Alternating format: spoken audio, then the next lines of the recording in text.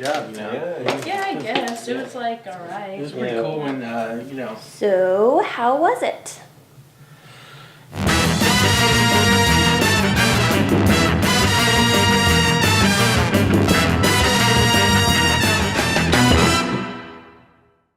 Within the span of only 5 years, the only accomplishments that the DC Extended Universe had to show for itself was one female-led superhero movie that didn't suck major ass crack, and 4 extremely polarizing films that continue to divide critics and audiences to this day. But despite losing a significant portion of fans and prominent players and filmmakers, DC and Warner Brothers were determined to get this franchise back on track, which is why they took on the ultimate challenge of turning a character like Aquaman, arguably one of the biggest laughing stocks in comic book history, into a legitimate badass. They already planted the seeds early on by casting Game of Thrones actor Jason Momoa in the lead role, and acquired the talents of Furious 7 and The Conjuring filmmaker James Wan to direct the first solo outing, which led many detractors to fully admit, we can make this work. Since this is somewhat of an origin story, the movie opens with a lighthouse keeper, played by Jango Fett.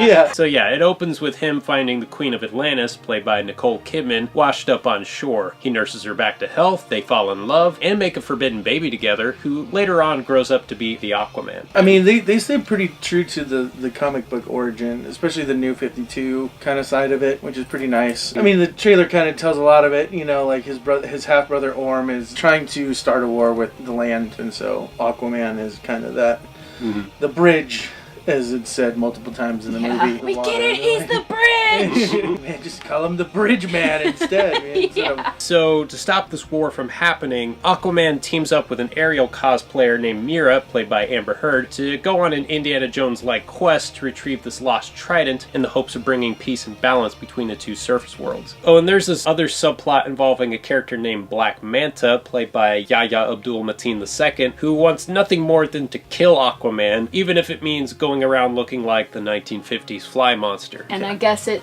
sort of takes place just after Justice League, or at least that's what they hinted at in the movie. Yeah, there's like one mention of Steppenwolf in this movie, which kind of saddened me because, in my mind, the only way I could have seen this movie working at all is if they didn't acknowledge the previous movies. I mean, they had to, but they did it just enough to where it didn't matter. Well, before we start listing off things that remind us too much of that misguided outing, let's start off on a positive note with the things that did work. The first things that come to my mind were the action sequences, all of which were well choreographed, beautifully shot, and easily the most innovative we've seen so far in the DCEU, so they did a really good job. And I didn't feel like I was getting lost in it. You know how sometimes it's just so frustrating, like you're trying to follow something and you get lost in the animation. Well, I think that's where James Wan shines. Yeah. I couldn't agree more. DC clearly lucked out when they picked this guy to do Aquaman, because the guy clearly has a way of directing action set pieces that always feel fresh and invigorating. One of the best examples happens early on, where Nicole Kidman basically goes full-on Freebird on these Atlantean guards in one seamless take. Meanwhile, I'm sitting there in my seat going, oh my god, Nicole Kidman's badass. Yeah. My eyes were not wide shut during that. They were wide open.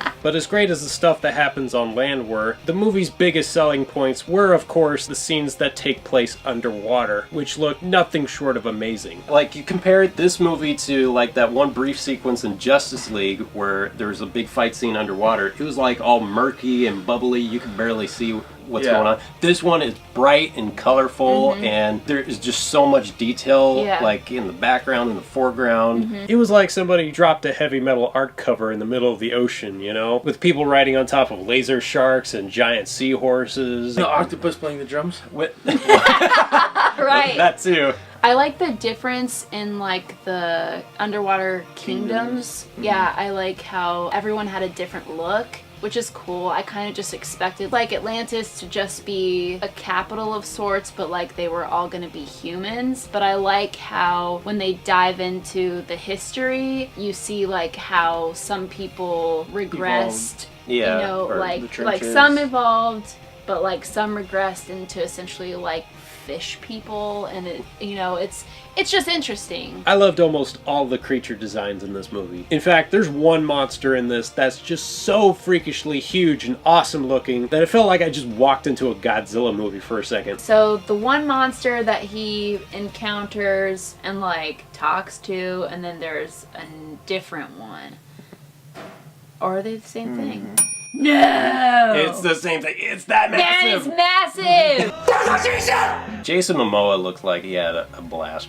Yeah, Oh, yeah. and I love the guy. Like, Yeah, you know, he's the best part of the movie for sure. And it's weird to think that most of the time, your main character in a superhero movie usually winds up getting upstaged by the rest of the cast, which thankfully was not the case here. This was Jason Momoa's movie, full stop. Especially the whole bar scene. Oh, I was yeah. like, this felt like the most Jason Momoa thing in Yeah, this whole movie. it felt like he was just playing himself, which is I mean, he is. amazing. He Yeah. basically is. But it works for the movie's benefit If Jason overall. Momoa had superpowers, he would be Aquaman. Yeah. Yeah. And would be his life. The rest of the supporting cast, I thought, also did a fine job, like Patrick Wilson, Willem Dafoe, the aforementioned Nicole Kidman, and freaking Dolph Lundgren, of all people. What are your thoughts on Amber Heard as Mira? I think she did a good job. She definitely had some of the cheesiest lines. Yeah. And sometimes her interactions with Jason Momoa felt a little flat sometimes. Yeah. It was just kind of like, I have to say this, you know, Yeah. like just to move the plot along. But there were some good scenes. I think they have pretty good chemistry. They didn't give her a whole lot to do aside from like doing the adventure with Aquaman, but She was used as a lot of exposition. right.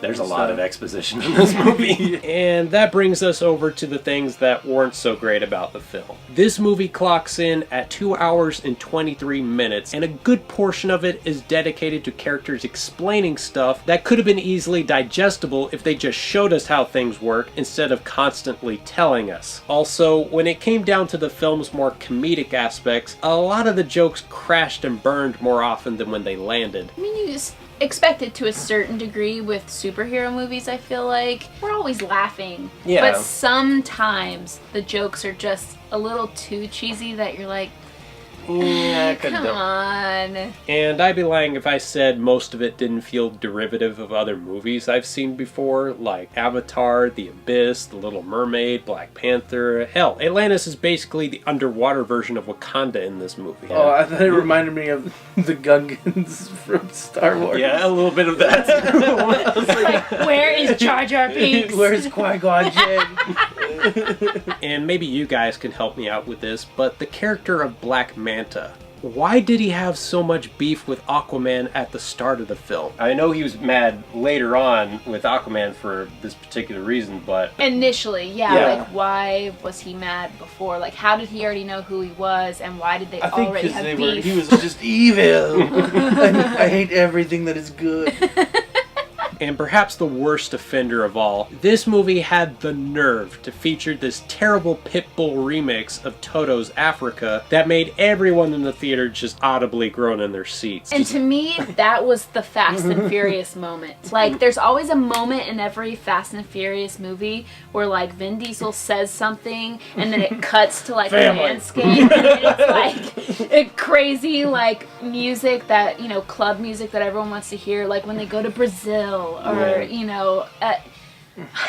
that song is so stupid! I hate it. I just hate it. Aquaman gives me hope for the future for DC. I read more DC comics than I read Marvel comics. I just like their storylines a lot better. But yeah, I think Aquaman gives me hope that they're going in the right direction. They just need to keep being ballsy, I think. So, on a scale from 1 to 10, what would you give it, Hildebeast? I'll give it a 7.5. It's definitely not as good as Wonder Woman and other Marvel movies, but I definitely will enjoy it every time I watch it. I'm gonna give it a half point higher. I'm gonna go with an 8 because the jokes that did land were really funny to me and it's a lot of fun. It's visually beautiful. I like most of the actors who are in the movie. I thought they did a great job as their characters and like weren't just doing it like, oh, I'm in a superhero movie, like whatever. Like they actually were invested in these characters and it shows. Well, as I said before, this movie runs a bit too long, and it tries to cram in as much of the Aquaman mythos as it possibly can, when it really could have benefited more had it kept things just a tad bit simpler and a lot less expository. But despite all its problems, Aquaman is still a fun time at the movies that hopefully will prove to be a huge step in the right direction for the DCEU. So flawed but good overall, right? Yeah. Yeah. I mean, Yeah, I yeah. liked it. Yeah. You know, it's Aquaman. Okay. Cool. Cool.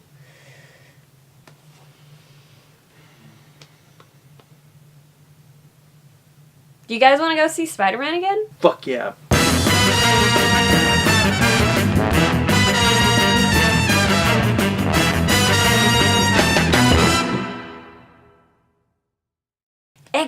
Excelsior!